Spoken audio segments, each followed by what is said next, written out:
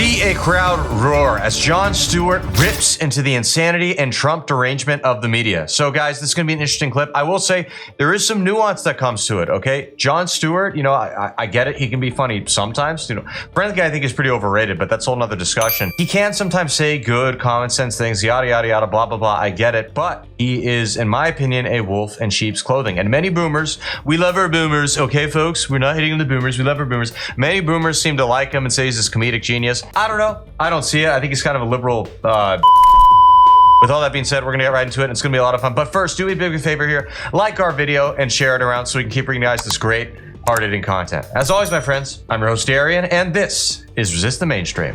But this is the cycle we find ourselves in. First law of Trumpodynamics. Every action is met with a very not equal overreaction, thus throwing off our ability to know when shit is actually getting real. Like last week's pardons. These pardons are sick. They are offensive. They are un-American. This is one of the most egregious, despicable acts in American history. This is textbook authoritarian takeover 101. I knew I should have taken that class. And not majored in submissive liberal crying 101. Oh, do what you will, Trumpisky.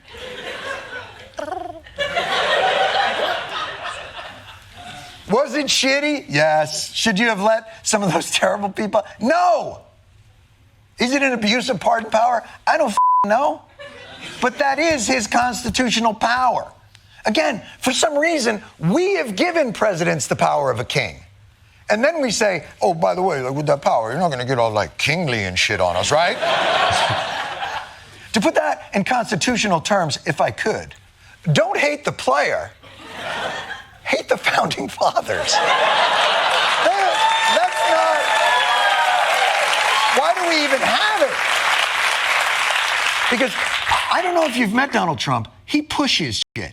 Yeah, honestly, not that funny as far as I'm concerned. But aside from that, I caution people with getting all excited about people like Jon Stewart. You see this trend on the right wing. It kind of annoys me, honestly, where some kind of liberal leftist, whatever you want to call them, suddenly says one decent thing after 10 years of saying terrible things all the time. And then people say, oh my God, look at this. This is so great. Oh, the left is waking up. They'll be conservatives in no time. You see this with Bill Maher very famously and commonly, or infamously, I should say.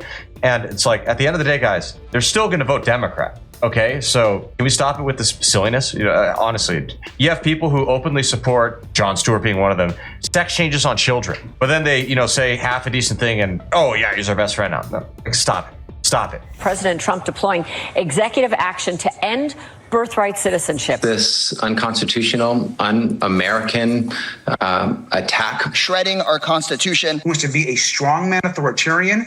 Birthright citizenship was very specifically tailored to send a message to people that America was a place, an idea. It wasn't for one race. It wasn't for one gender. Citizenship in America was based on where you were, not who you were. And to just stroke of a pen, finally I agree. That is authoritarian. We do begin tonight with the federal judge blocking President Trump's executive order that would end birthright citizenship. And we're back. See how easy that was? It was a dictatorship, and then the judge went, It's like when you have an electric fence. You never check it, and you're not really sure if it works. Because you are the good boy. Except you are pretty sure it works in the case, at least from the leftist perspective, because they literally almost put Trump in prison over a made-up crime because they didn't want him, beating them in an election. So, convicted felon.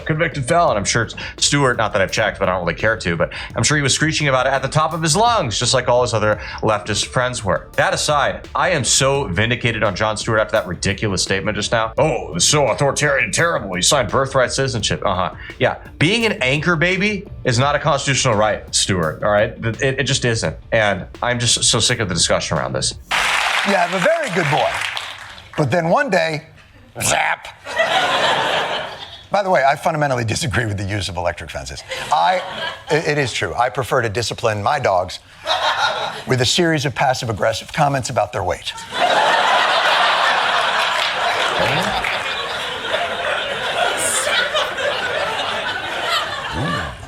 Really tearing through the bowl tonight, huh? Take a breath, Tubbs. It's called kibble, not gobble.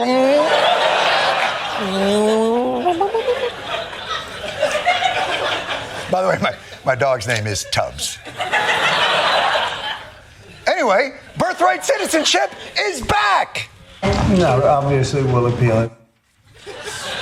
Damn you, constitutionally enshrined judicial review of executive action and its relief through the appellate process. Yeah, that'd be funny if it was actually a good joke. Fun fact, everybody, the 14th Amendment, which is what the left often used to justify this ridiculous notion of birthright citizenship and say it's your birthright to be an American just because you're born on the soil, which is ridiculous and not true. The intention of that was to allow for freed slaves to become citizens, okay? That was it. And if you notice in the language of the amendment, it says very clearly that it only applies to people who are subject to the jurisdiction thereof. All right, that's a quote, subject to the jurisdiction thereof.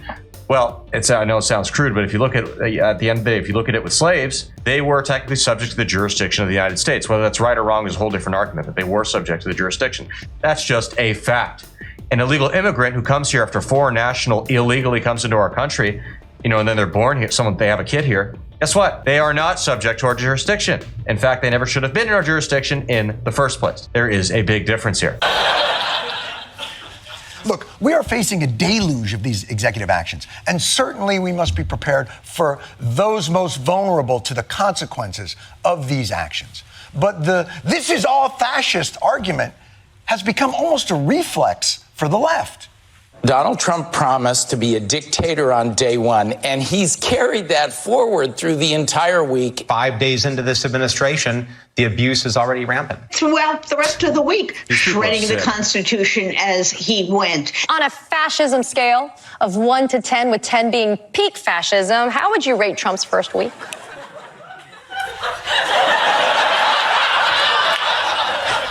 Sick.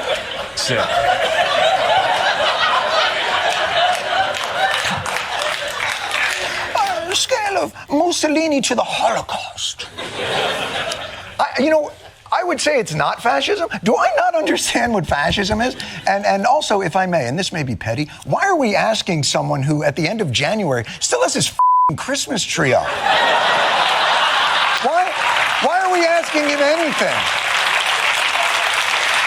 I'll give it to Stewart. That's kind of funny, especially the Christmas tree remark. What I will say, though, it is a shame that Americans have such a simplistic comprehension of history and how it works and whatnot, where the whole scale of how they judge everything is, orange mustache man in Germany or not orange mustache man in Germany. That's how they judge Trump. That's how they judge anybody else and, Putin, whatever it might be. And it just shows Americans at large, and I love America, okay, but they are just uninformed and clueless when it comes to history, and they just believe the propaganda that their institutions foist upon them. And that includes many people on the right, by the way, and I am very right-wing, but I do think that's important for us to acknowledge, reflect on, and perhaps learn more about. And myself included, by the way. I have learned so much in the past few years that has just blown my mind, and it has changed many of my previous conceptions of reality. You know who used to leave their Christmas tree up all the time? Hitler. Somebody in the audience literally jumped my Hitler joke. You know who used to do that, by the way?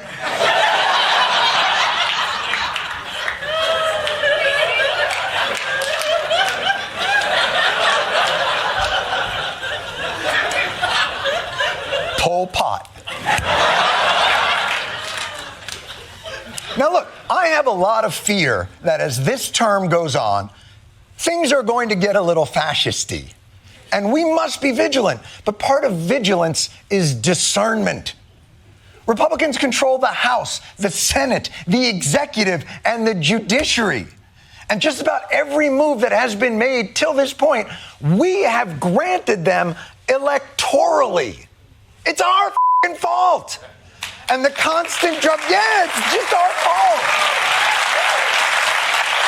And the constant drumbeat of encroaching fascism will erode the credibility we will need hopefully if, and not when, it hits.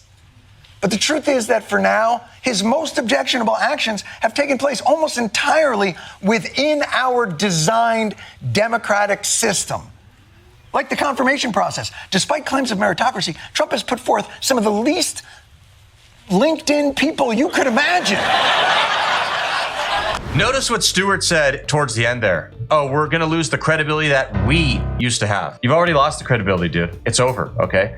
Sure, there are a lot of brainwashed zombies who still follow you, and that's unfortunate, and hopefully we can change that one day. I don't know if we can. But regular people who live regular lives, who have to work a job, all that kind of thing, who see their children, what they're dealing with in the schools and whatnot, they see right through your crap. And thank God they do. With all that being said, everybody, thank you so much for tuning in. We really appreciate it. As always, please be sure to comment below. Let us know what you liked about the clip, what kind of stuff you want to see again soon. And also, hit that subscribe button down below if you enjoyed the clip. Thank you so much, and God bless.